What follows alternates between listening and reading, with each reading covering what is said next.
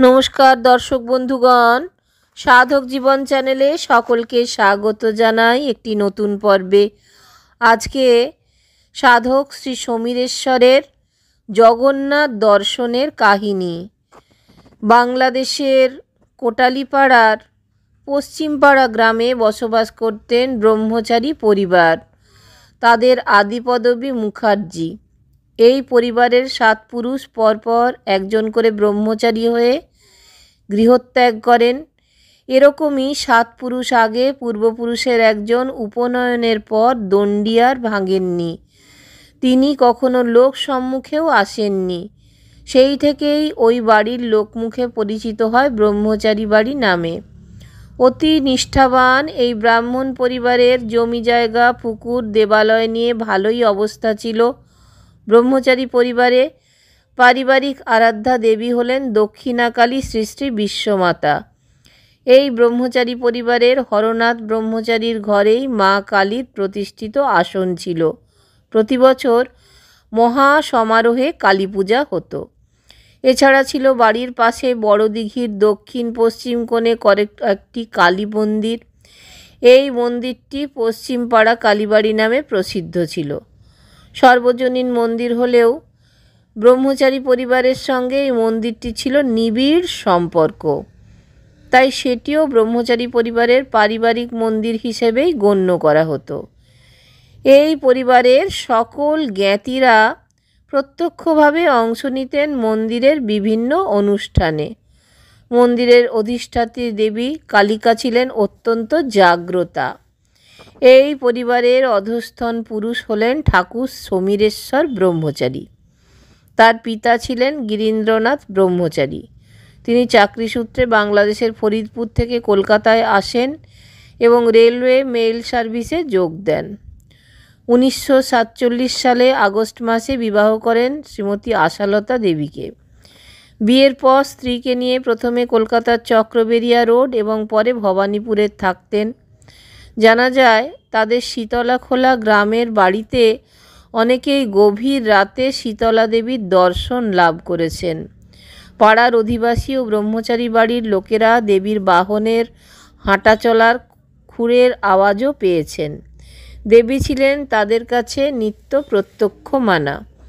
একবার গিরীন্দ্রনাথের মা যামিনীবালা দেবী রাতের বেলায় খুরের আওয়াজ শুনে দরজা খুলে দেখেন দেবীর বাহন তার 2 পা দরজার মধ্যে দিয়ে ঘরের ভেতরে রেখেছেন। পরের দিন তিনি সংবাদ পান তার ছোট ছেলে গিরীন্দ্রনাথের বসন্ত রোগ হয়েছে। গিরীন্দ্রনাথ যখন ছোট ছিলেন তখন তিনি তাদের পার্শ্ববর্তী বাজিতপুরে বিনোদ সাধু শ্রীমৎ স্বামী প্রণবানন্দজি মহারাজের কাছে প্রায় যেতেন এবং তিনি ছিলেন শ্রীমৎ স্বামী প্রণবানন্দ মহারাজের অত্যন্ত স্নেহধন্য। ঠাকুর শ্রী শ্রী সমীরেশ্বর ব্রহ্মচারীর মাতা শ্রীমতী আশালতা দেবীর সম্বন্ধে বলতে গেলে বলা হয় যে তারও ছোটবেলায় আধ্যাত্ম জগতের সঙ্গে সম্পর্ক ছিল। তাদের গ্রামে বিভিন্ন অনুষ্ঠানে প্রভু জগবন্ধু আসতেন। তখন শ্রীমতী আশালতা দেবীর বয়স মাত্র 4 কি 5।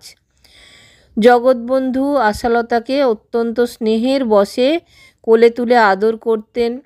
শ্রীমতী আশালতা দেবীর বিয়ের পর প্রাত্যহিক কাজকর্ম সারার পর অন্যান্য মহিলাদের সঙ্গে ধর্মালোচনা করতেন।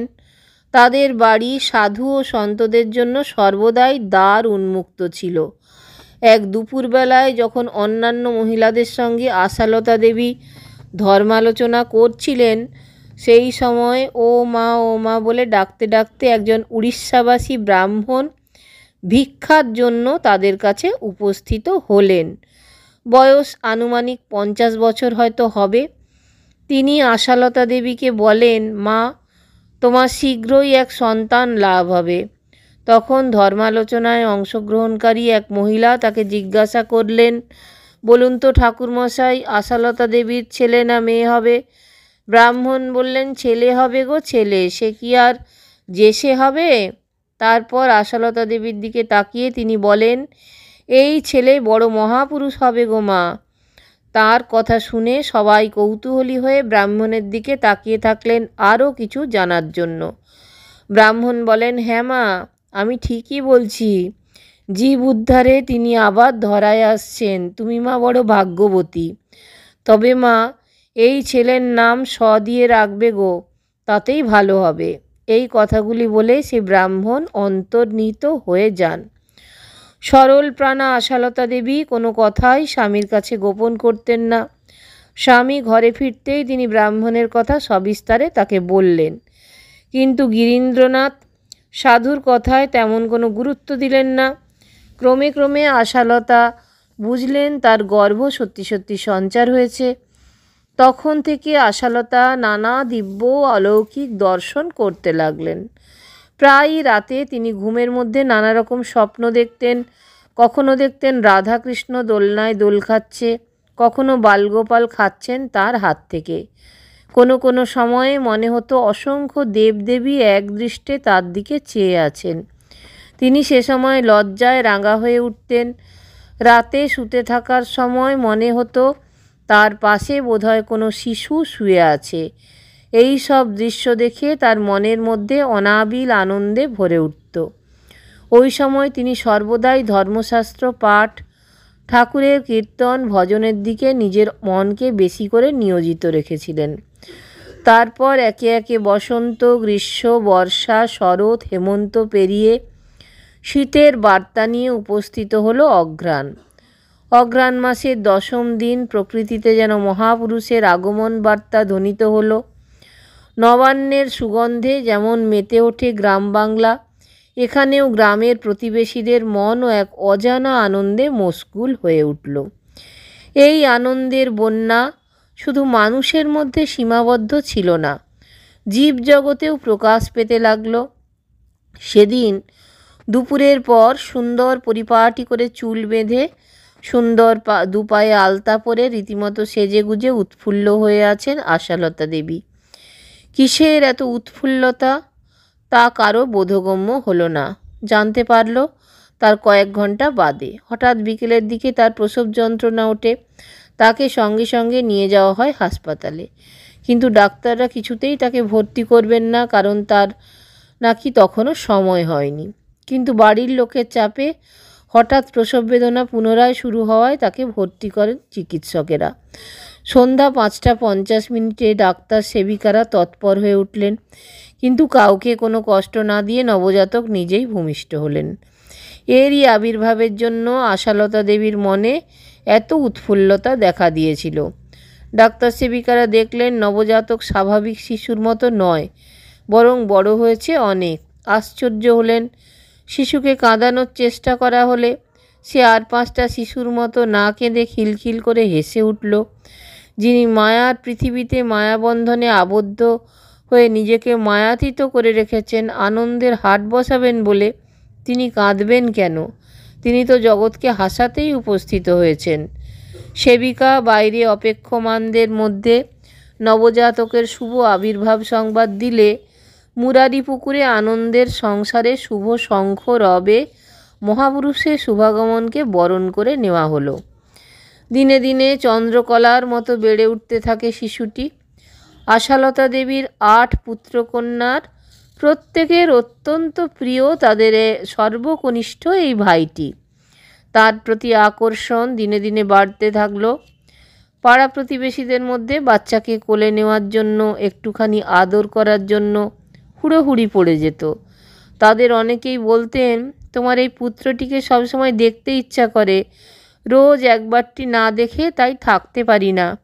তারা অনেকেই তাকে বিভিন্ন নামে ডাকতেন, সুপ্রিয়, কেউ বা সোমনাথ, নটবর, শিব, শ্যাম ইত্যাদি নামে। শেষ পর্যন্ত পিতামাতা ঠিক করেন সমীর। ছোট থেকেই শিশুটি সুযোগ পেলেই হামাগুড়ি দিয়ে ঠাকুর ঘরের সামনে গিয়ে এক দৃষ্টে তাকিয়ে বসে থাকতো ঘন্টার পর ঘন্টা। আবার যখন বিছানায় শুয়ে থাকতো তখন আর 5টা বাচ্চার মতো কাত হয়ে অথবা হাত দুটো মাথার উপর রাখতো না, সর্বদাই হাত দুটো নমস্কারের ভঙ্গিতে বুকের উপর রেখে দিত। তার মা তাকে মাটি নিয়ে দিয়ে ছোট্ট একটা বিশ্বকর্মা ঠাকুর বানিয়ে দিয়েছিলেন। সেই দেবমূর্তিটিকে দেখে তার সে কি আনন্দ! এইভাবে আনন্দ উৎসাহে দিনাতিপাত হতে থাকে। প্রথম দিন থেকে তাদের প্রতিবেশীদের ও তার ভাই বোনদের ওপর তিনি মধুর আধিপত্য বিস্তার করেছিলেন। এই ছেলেটি পরবর্তীকালে শ্রী সমীরেশ্বর নামে পরিচিত হতে থাকেন। তার প্রতিষ্ঠিত আশ্রমের নাম বিশ্ব সেবাশ্রম সংঘ। আশ্রমে শ্বেত মর্মর প্রস্তরাবৃত 3টি সোপানযুক্ত উচ্চ বেদির ওপর প্রস্তর নির্মিত সহস্রদল পদ্ম, তার উপর পশ্চিম দিকে মাথা এবং পূর্ব দিকে পা রেখে শুয়ে থাকা শিবের বুকের ওপর ডান পা রেখে বেনারসি শাড়ি পরে ত্রিনয়নী দক্ষিণাকালী দাঁড়িয়ে আছেন। সর্বাঙ্গে নানা রত্নালঙ্কারে নববধূর সাজে সজ্জিতা হয়ে লজ্জায় জিভ বের করে আছেন। ইনি হলেন শ্রী শ্রী বিশ্বমাতা দক্ষিণাকালী। একদিন বিশ্ব সেবাশ্রম সংঘের আশ্রম মন্দিরে শ্রী সমীরেশ্বর বিশ্বমাতা দক্ষিণাকালীকে ফুলমালা দিয়ে সাজাচ্ছেন। সেই সময় সেখানে কয়েকজন ভক্ত উপস্থিত ছিলেন। তিনি একজনকে বললেন মায়ের গান শোনাতে। শ্যামল নামে এক ভক্ত গান ধরলেন, কে বলে মা কালো তুমি। গানের শেষে হঠাৎ শ্রী সমীরেশ্বর চঞ্চল হয়ে উঠলেন, তার চোখ কান লাল হয়ে উঠল। এমন সময় কেশব দালাল নামে এক ব্যক্তি তাকে প্রশ্ন করেন, ঠাকুর কালো কেন, সাদা হতে পারে না? ঠাকুর তাকে বললেন, দেখো আমার মায়ের গায়ের রং যেমন কেমন সাদা, তাই না? উপস্থিত সবাই সবিস্ময়ে দেখলেন, হ্যাঁ সত্যি তো তাই, মায়ের গায়ের রং কালো রং সম্পূর্ণ সাদা হয়ে গেছে। শ্যামল ভাবছেন, কি আশ্চর্য, কি করে মায়ের কালো রং সাদা হয়ে গেল? ঠাকুর তার মনের কথাটা বুঝতে পেরেই সঙ্গে সঙ্গে বললেন, দেখবি আবার কালো হয়ে যাবে। মায়ের সাদা রং প্রায় 3 দিন ধরে ছিল। সেই অবস্থায় মায়ের সাদা রং দেখতে বহু লোকের আগমন হয়েছিল। দর্শন করতে এসে সঠিক জানার জন্য কেউ কেউ আবার মায়ের গায়ে হাত দিয়ে ঘষে পরীক্ষা করেছেন। শ্রী সমীরেশ্বর বাবা আশ্রমে নিম কাঠ দিয়ে নিজের হাতে শ্রী জগন্নাথ, বলভদ্র, সুভদ্রার মূর্তি তৈরি করে পুজো করতেন। রথের সময় জগন্নাথ দেবের রথযাত্রাও করতেন। তার বড় ইচ্ছা বিশ্ব সেবাশ্রম সংঘে প্রভু জগন্নাথ দেবকে স্থায়ীভাবে প্রতিষ্ঠা করে নিত্য পূজাপাঠ করবেন। সেই মতো পুরীর মুখ্য আচার্য পণ্ডিত সূর্যনারায়ণ রথশর্মার সহায়তায় শ্রীক্ষেত্র ধাম থেকে জগন্নাথ, বলভদ্র, সুভদ্রার দারু বিগ্রহ তৈরি করে আনা হলো নিউ ব্যারাকপুর বিশ্ব সেবাশ্রম সংঘের আশ্রম। জগন্নাথ প্রতিষ্ঠার জন্য পুরীর মন্দির থেকে মুখ্য আচার্য পণ্ডিত সূর্যনারায়ণ রথশর্মার নেতৃত্বে উপস্থিত হলেন দৈতাপতি, পুরোহিত, চিত্রকার, রূপকার, বড় পাণ্ডা, পুরাণ পাণ্ডা ও ব্রাহ্মণগণ। তারাই শ্রী পুরীধাম থেকে সঙ্গে করে এনেছিলেন প্রভু জগন্নাথ দেবের প্রাণ, ব্রহ্মশিলা, স্বর্গদ্বারের অগ্নি, রন্ধনশালার অগ্নি, মন্দিরের সুবিশাল ধ্বজা, আরও বহুবিধ উপাচার। তারপর শুরু হলো প্রতিষ্ঠা পর্ব। 4 দিন ব্যাপী চলেছিল এই প্রতিষ্ঠা পর্বের অনুষ্ঠান। 108 জন মহিলা শুদ্ধাচারে নির্জলা উপবাস করে সম্মিলিতভাবে পুকুর থেকে ঘটে করে জল আনেন এবং জলাধিবাস সম্পন্ন হয়। তৃতীয় দিনে সূর্যোদয় থেকে সূর্যাস্ত পর্যন্ত যজ্ঞ এবং আদি চতুর্থার মূর্তির মহাস্নান সুসম্পন্ন হয়। অবশেষে হলো সেই মহাক্ষণ। চতুর্থ দিনে দারু বিগ্রহে প্রতিষ্ঠা হলো মহাপ্রাণ। এরপর হলো নেত্র উৎসব ও নবযৌবন উৎসব। শ্রীক্ষেত্রের জগন্নাথ দেব প্রতিষ্ঠিত হলেন তালপুকুরের বিশ্ব সেবাশ্রম সংঘে। জগন্নাথ দেবের দারু বিগ্রহের প্রতিষ্ঠার কয়েকদিনের আগে থেকেই সেই সময় আশ্রমে আনন্দের হাট বসেছিল। মূল অনুষ্ঠানের 4 দিন হাজার হাজার ভক্ত সমাগত হয়ে প্রতিষ্ঠা কার্য প্রত্যক্ষ করে এবং প্রসাদ গ্রহণ করেন। রাতেও জগন্নাথ দেবের ভজন, বেদপাঠ, জগন্নাথ মাহাত্ম্য প্রভৃতিতে আশ্রম প্রাঙ্গণ ছিল মুখরিত। শেষ দিনে বিরাট শোভাযাত্রা সহকারে শ্রী জগন্নাথ দেবের আদি চতুর্থার মূর্তিদিগকে নিয়ে নগর পরিক্রমা করানো হয়। প্রতিষ্ঠা পর্বের দ্বিতীয় দিনে জলাধিবাস সুসম্পন্ন হওয়ার পর 108 জন মহিলাদের প্রত্যেকেরই একটি লাল সুতোয় একটি করে বন্ধন দেন। 108টি বন্ধন সমেত সুতোটি অতঃপর শঙ্খ, চক্র, গদা, পদ্ম, ধানদুর বা আতপ চাল ও অন্যান্য উপকরণ সহযোগে ব্রহ্মঘটে স্থাপন করা হয়। 108টি বন্ধন দেওয়ার কারণ হিসেবে বলা হয়, প্রভু জগন্নাথ কোনো স্থানে কতখানি সার্থকভাবে প্রতিষ্ঠিত হয়েছেন তা বোঝা যায় সুতোর কতকগুলি বন্ধন হয়েছে তা দেখে। 60টির কম বন্ধন থাকার সংকেত হলে প্রভু সেখানে পূর্ণভাবে প্রতিষ্ঠিত হয়েছেন। ব্রহ্মঘট অতি গোপনীয় স্থানে রেখে দেওয়া হয়। প্রাণ প্রতিষ্ঠার সময় দেখা যায় 100টি বন্ধন খুলে দিয়ে সুতোয় মাত্র 8খানি বন্ধন রয়েছে। এই বিস্ময়কর ঘটনায় পণ্ডিত রথশর্মা ও তার শ্রীক্ষেত্রের সঙ্গীরা বিস্ময়ে হতবাক হয়ে যান। তাদের সুস্পষ্ট বক্তব্য, তারা এর আগে অনেকবার জগন্নাথ দেবের প্রতিষ্ঠার কাজ সম্পন্ন করেছেন, কিন্তু 108টি বন্ধনের মধ্যে মাত্র 8টি বন্ধন রয়েছে এমন বিস্ময়কর ঘটনা ইতিপূর্বে দেখেননি। প্রভুর অপার মাহাত্ম্য বুঝতে পেরে পণ্ডিত রথশর্মা সমস্ত দ্বিধা সংশয় কাটিয়ে শ্রী সমীরেশ্বরের শ্রীচরণে লুটিয়ে পড়েন। প্রতিষ্ঠার ওই দিনগুলিতে শ্রী সমীরেশ্বর বহু কিছু দর্শন করেছেন, উপলব্ধি করেছেন। তার থেকে দু একটা ঘটনা নিবেদিত হলো। জগন্নাথ প্রতিষ্ঠার দ্বিতীয় রাতের ঘটনা। সারাদিনের কাজ শেষে শ্রী সমীরেশ্বর এবং তার সহধর্মিণী আশ্রম জননী সোনালী দেবী তাদের কক্ষে ঘুমাতে গেছেন। রাত তখন আনুমানিক 1টা। এই গভীর রাতে ঢাক ও কাসরের সুতীব্র আওয়াজে এবং হাঁটা চলার খটখট শব্দে সোনালী দেবীর ঘুম আচমকা ভেঙে যায়। তিনি সবিস্ময়ে লক্ষ্য করেন শ্রী সমীরেশ্বর অর্ধ অচেতন অবস্থায় বিস্ফারিত চোখে চেয়ে আছেন। তার দেহ অর্ধেক বিছানায়, বাকি অর্ধেক নিচের দিকে ঝুলছে। চোখ দুটি রক্তবর্ণ, সারা গায়ে আঁচড়ের দাগ। শ্রী সমীরেশ্বর বলে চলেছেন, দেখো দেখো, সারা ঘর জুড়ে বিশাল দেহি জগন্নাথ দেব কেমন নৃত্য করে চলেছেন। প্রভুর কেমন বড় বড় চোখ, বড় বড় হাত। প্রভু দুপাশে হেলে দুলে চলেছেন। তার কাঠের খটখট আওয়াজ হয়ে চলেছে। সেই সঙ্গে চলছে জোরে জোরে ঢাক, কাঁসর ও ঘণ্টার ধ্বনি। আর হরে কৃষ্ণ হরে রাম রাম কৃষ্ণ জয় রাম মহানাম সংকীর্তনের আওয়াজ। শ্রী সমীরেশ্বর তার সহধর্মিণীকে বলছেন, দেখো জগন্নাথ দেব আমার সারা গায়ে কেমন আঁচড় দিলেন, আমায় ঘুমোতে দিচ্ছেন না। উভয়েই শুনছেন মহানাম সংকীর্তন এবং খোল বাদ্যের আওয়াজ। শ্রী সমীরেশ্বরকে স্বাভাবিক করার জন্য ভীত সন্ত্রস্ত হয়ে সোনালী দেবী তাকে বিছানা থেকে তুলে সঙ্গে করে ঘরের বাইরে এলেন।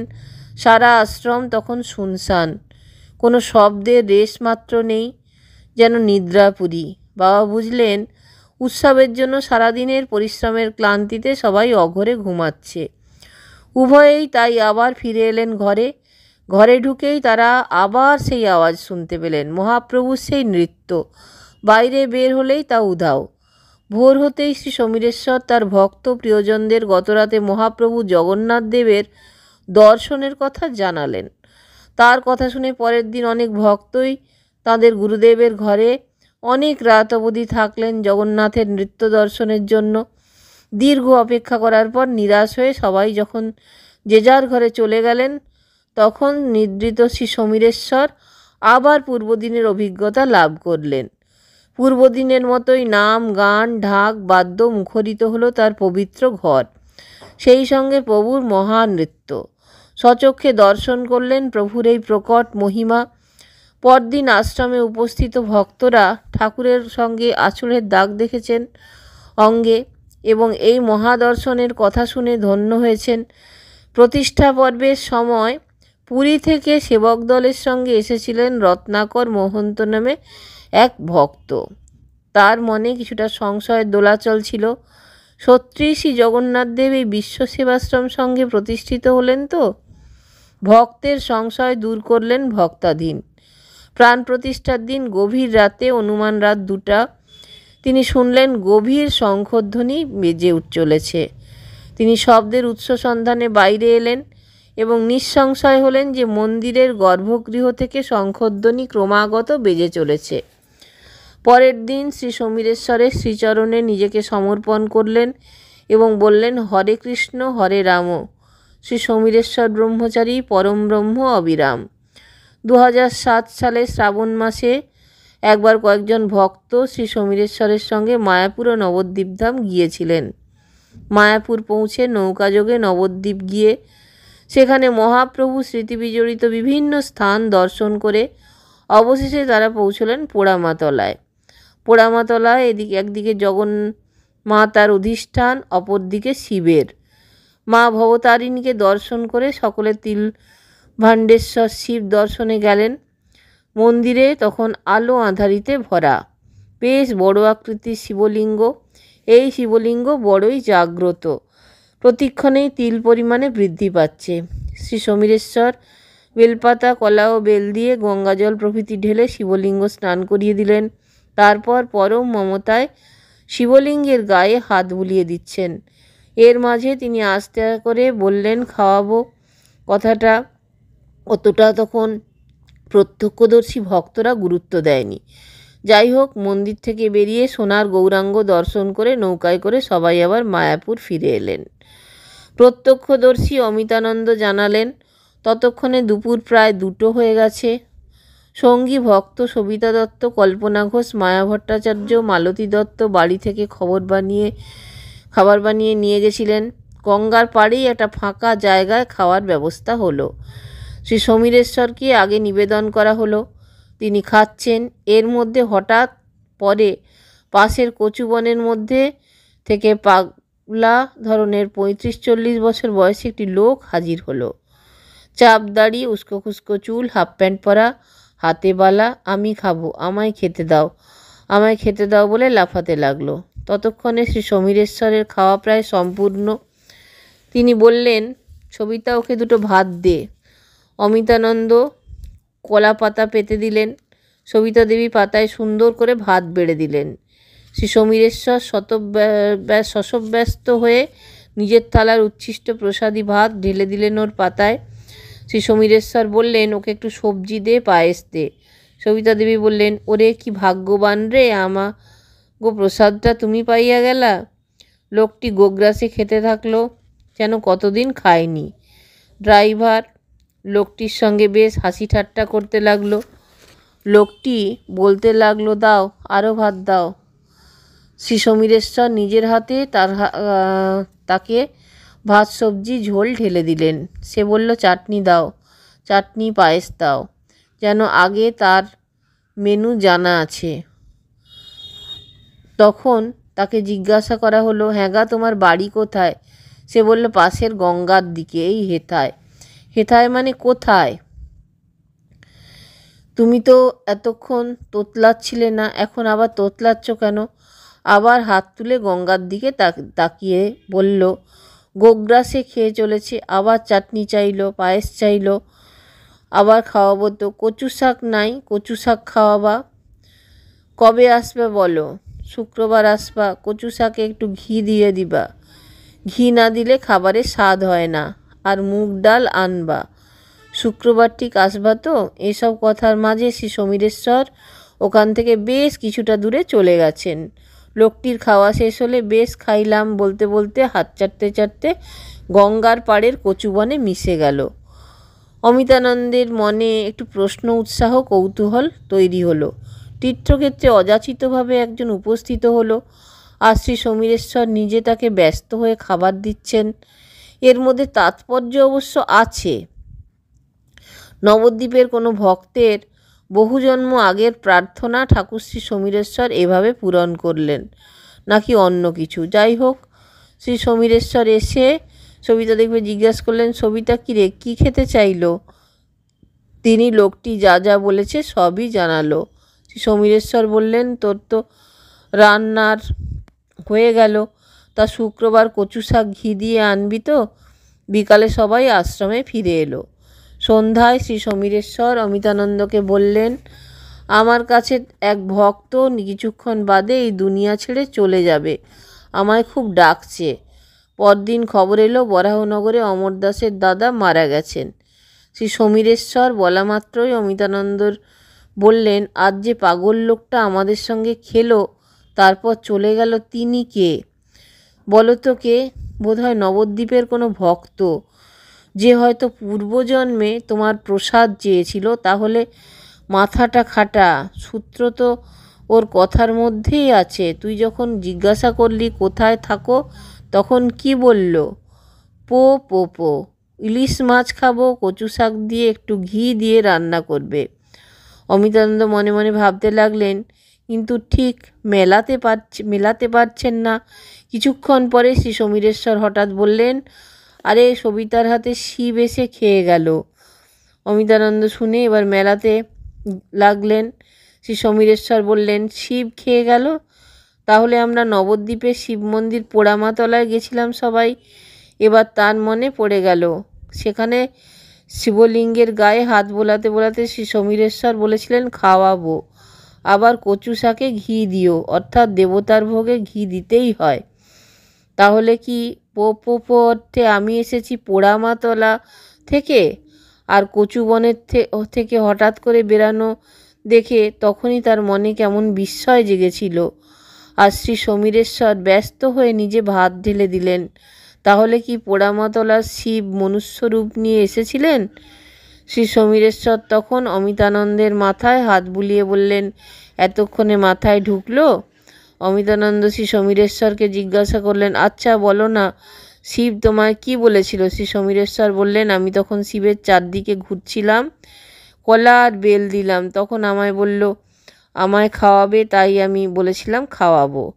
আজ সবিতার ভাগ্য, ওর হাতের রান্না স্বয়ং দেবাদিদেব শিব বড় তৃপ্তি ভরে খেলেন, আবার পরেও খেতে চাইল। তোদের ভাগ্য ভালো, চৈতন্য মহাপ্রভুর জন্মস্থানে এসে সাক্ষাৎ শিবের দর্শন তোরা পেলি, আবার তার সঙ্গে কথাবার্তাও তোরা বললি। কার মধ্যে কে থাকে কেউ কি তা বলতে পারে? দর্শক বন্ধুগণ, যদি ভালো লাগে তাহলে অবশ্যই চ্যানেলটা একটা লাইক শেয়ার সাবস্ক্রাইব করার অনুরোধ রইল। সকলকে অজস্র ধন্যবাদ আমার চ্যানেলে এসে আপনাদের মূল্যবান সময় দেবার জন্য। শীঘ্রই ফিরে আসছি পরবর্তী পর্বে।